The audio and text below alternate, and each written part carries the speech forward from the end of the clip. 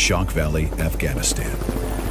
In the early morning hours of April 6, 2008, an assault team of Green Berets and their Afghan counterparts landed at the base of the fortress-like Shok Valley village.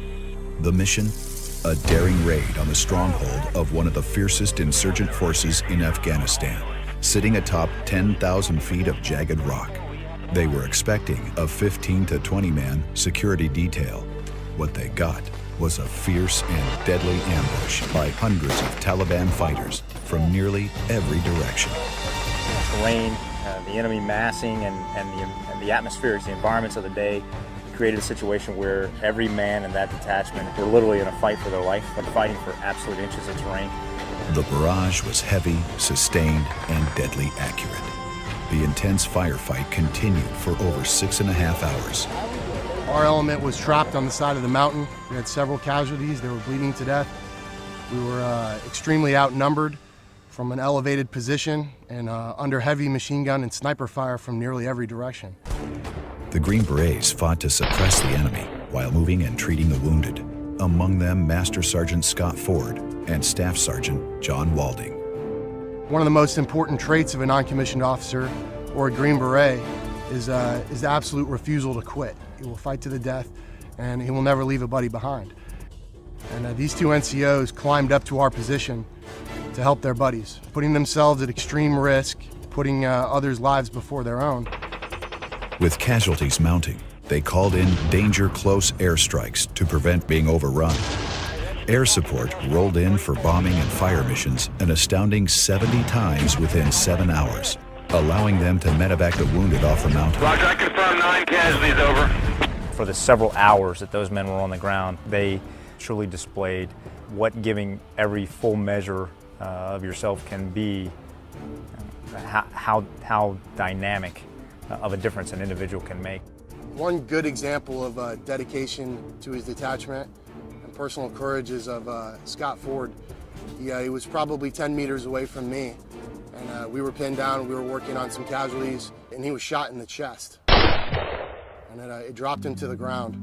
And he looked down, looked at his body armor, jumped back to his feet, and returned fire continuously until he was hit again, and a wound that almost took off his arm. And John Walding, very similar situation. He was fighting, shooting ahead of us, and he was hit in the leg with a shot that amputated his leg.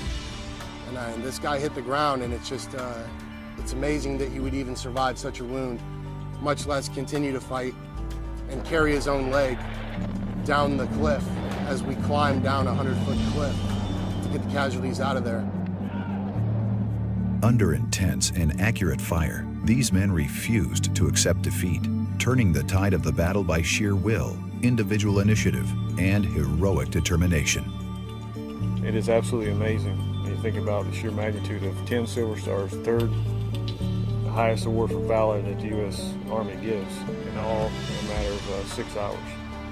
You know, Sergeant Walding, his ability to overcome what would be, in many instances, a debilitating amputation, and now to a point where he is running rehabilitation. And his question to me yesterday was, when can I get back to my team? And is adamant about displaying to me that he is ready to join his A team and get back to work.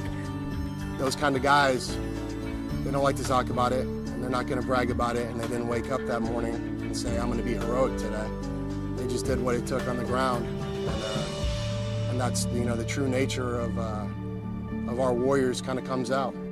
They didn't go into the mission looking to make history, but the actions of these men will long be remembered as examples of valor and dedication to their fellow soldiers.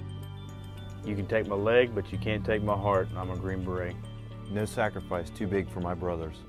I'm Staff Sergeant John Walding. I'm Master Sergeant Scott Ford. Filled with gratitude and joy as we prepare to engrave your name alongside of America's greatest heroes.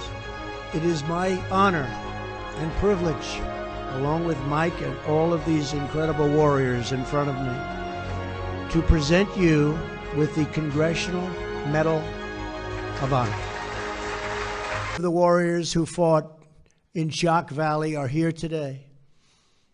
When I read your name, will you please stand?